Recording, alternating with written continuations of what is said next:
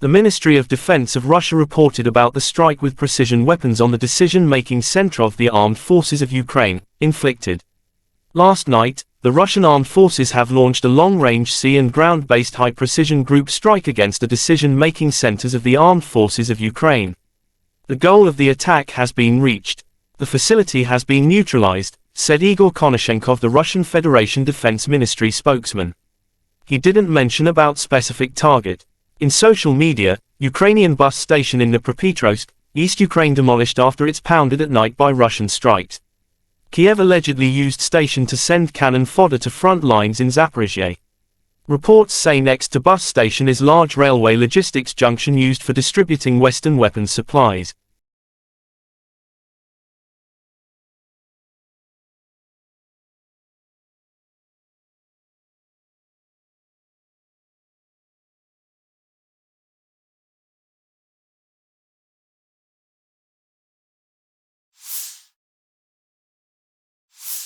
In the Kupyansk direction, assault detachments of the Zapad group of forces continued successful offensive operations in the assigned areas of responsibility. As a result of courageous actions by units, army aviation and artillery, 5 enemy attacks have been repelled close to Novoselovskoye, Novoyegorovka in Lugansk People's Republic, and Sinkovka in Kharkov region. The enemy losses were up to 50 Ukrainian servicemen, 2 infantry fighting vehicles, 3 pickup trucks, and 3 US-made M777 artillery systems. In the Zaporozhye direction, as a result of active and well-coordinated actions by units of the Russian grouping of troops, supported by artillery, 5 enemy attacks have been repelled near Robotino and Uspenovka in Zaporozhye region. The enemy losses were up to 110 Ukrainian servicemen, 4 tanks, 3 armored fighting vehicles, 4 motor vehicles, 1 Polish-made Krab self-propelled artillery system, and 4 US-made M777 artillery systems. In the Donetsk direction, units of the U group of forces, supported by ground attack and dummy aviation, successfully repelled 6 attacks by Ukrainian armed forces close to Severnoye, Berestovoye and Nevelskoye in Donetsk People's Republic. The enemy losses were up to 125 Ukrainian servicemen, 1 tank, 4 infantry fighting vehicles, 4 motor vehicles, and 1 Stabi howitzer. In addition, 1 ammunition depot has been destroyed near Verkhnykamenskoye in Donetsk People's Republic. In the South Donetsk direction, as a result of actions by units of the Vostok group of forces, operational tactical aviation and artillery, 1 enemy attack has been repelled near Priyutnoye in Zaporozhye region. In addition, units of the Ukrainian 37th and 38th Marine Brigades have been eliminated close to Urozhainoye and Oktyabr State Farm in Donetsk People's Republic. The enemy losses were up to 230 Ukrainian servicemen, 2 armored personnel carriers, 3 motor vehicles, as well as 2 Gvozdika self-propelled artillery systems.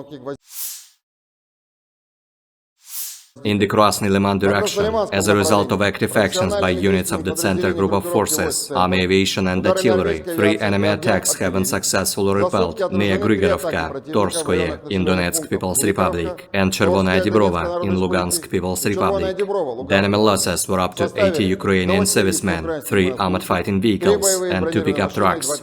In the Kherson direction, the enemy losses were up to 30 Ukrainian servicemen, 2 motor vehicles, as well as Mustabi and D-30 howitzers. In addition, the actions of 1 Ukrainian sabotage and reconnaissance group have been suppressed. Operational tactical and dummy aviation, missile troops and artillery of the armed forces of the Russian Federation have neutralized manpower and military hardware in 153 areas. 1 control point, 1 radar station, and 2 launchers of S-300PS anti-aircraft missile system have been destroyed near Zeleny Gai in Nikolaev region.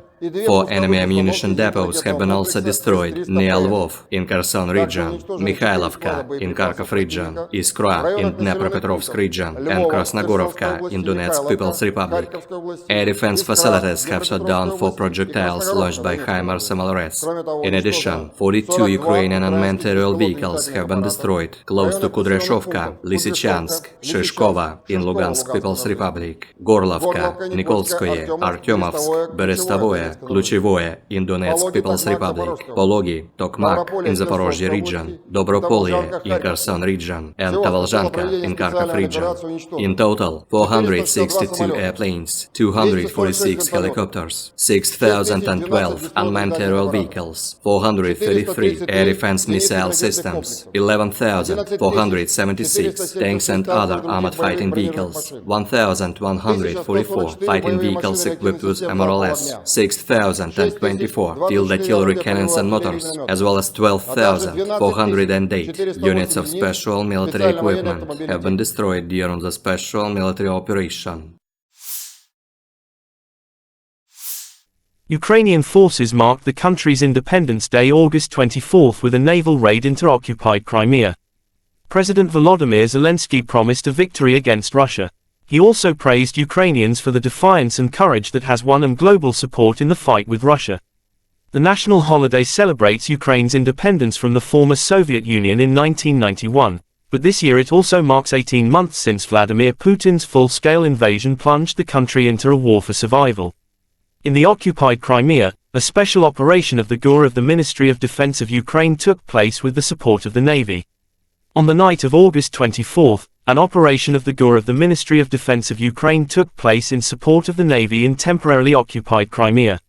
Special units on watercraft landed on the shore in the area of Olenivka and Mayak settlements.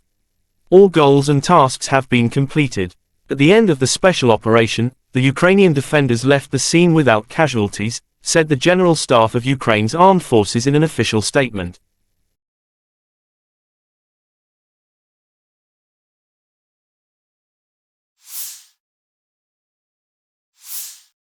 The armed forces of Ukraine continue to conduct an offensive operation in the Bakhmut and Melitopol directions. According to the General Staff of Ukraine's armed forces August 24, in the direction of Novodanilivka and Novoprokopivka, they were successful. They are entrenched at the achieved boundaries, inflict fire damage with artillery on the identified enemy targets, and carry out counter-battery countermeasures. In the direction of Bakhmut, the defense forces continue to conduct offensive actions south of the city of Bakhmut, entrenching themselves at the achieved boundaries. The enemy conducted unsuccessful offensive actions in the Avdiivka, Marinka, and Novomikhailivka districts of the Donetsk region. The enemy suffers significant losses in personnel, weapons and equipment, moves units and troops and actively uses reserves.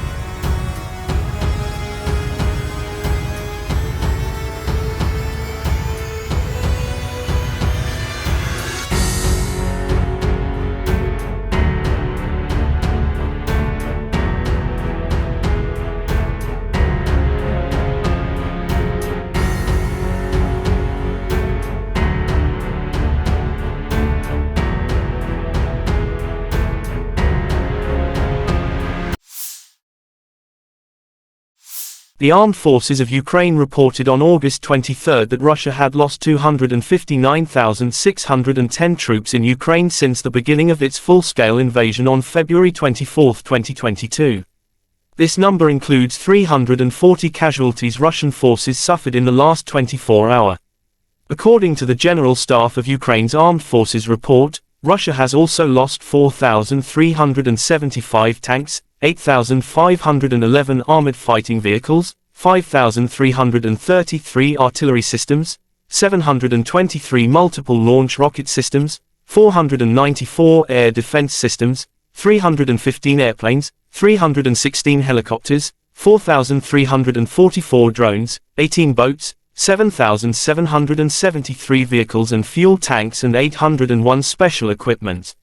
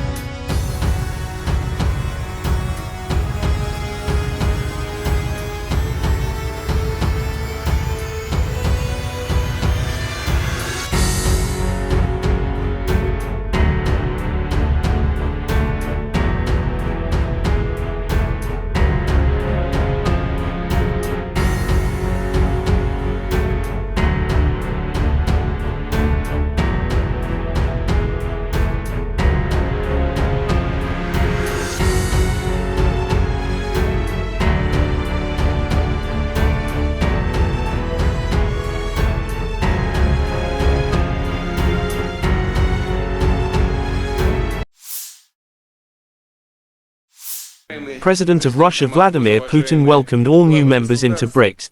It was announced that Argentina, Egypt, Ethiopia, Iran, Saudi Arabia and the UAE had been invited to become full members.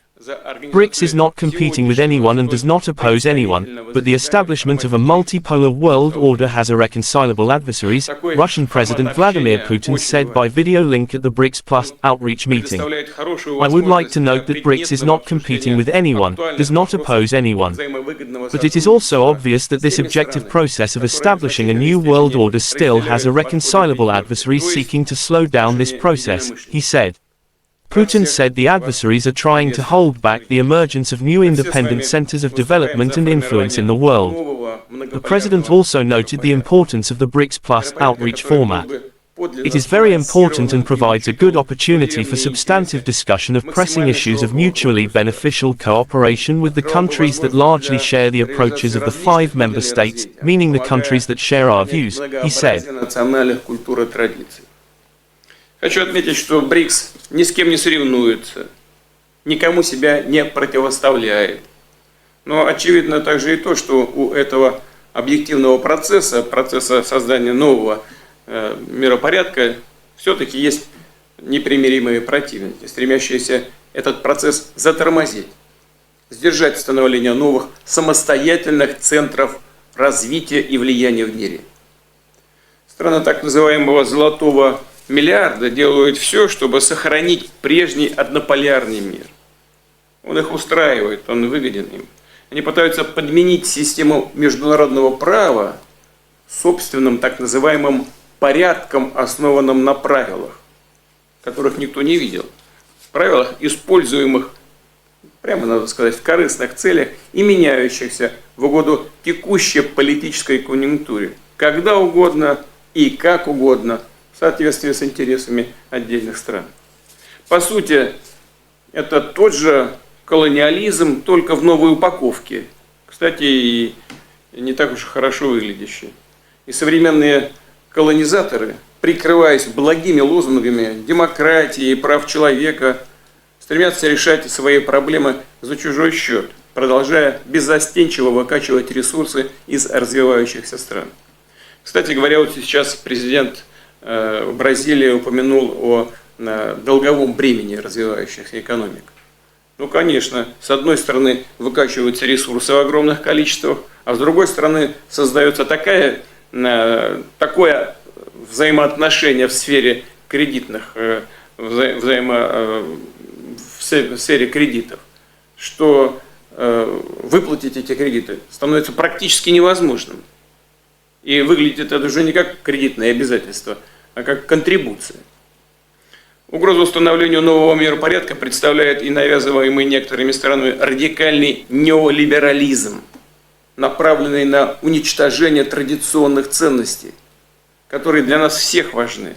Это институт семьи, уважение национальных и религиозных традиций. В угоду конъюнктурным задачам некоторые политики не стесняются оправдывать даже неонацизм, ксенофобию, экстремизм разного толка и попустительствует терроризм. Мировое большинство, к которому принадлежат присутствующие здесь страны, все больше устает от разного рода давления, всяких манипуляций, но готово к честному, равноправному и взаимоуважительному сотрудничеству. Именно с таких позиций страны БРИКС подходят к развитию многоплановых отношений со всеми представленными здесь и другими заинтересованными государствами, как с региональными, так же как и с региональными интеграционными структурами, включая СНГ, Евразес, Шанхайскую организацию сотрудничества, АСЕАН, сообщество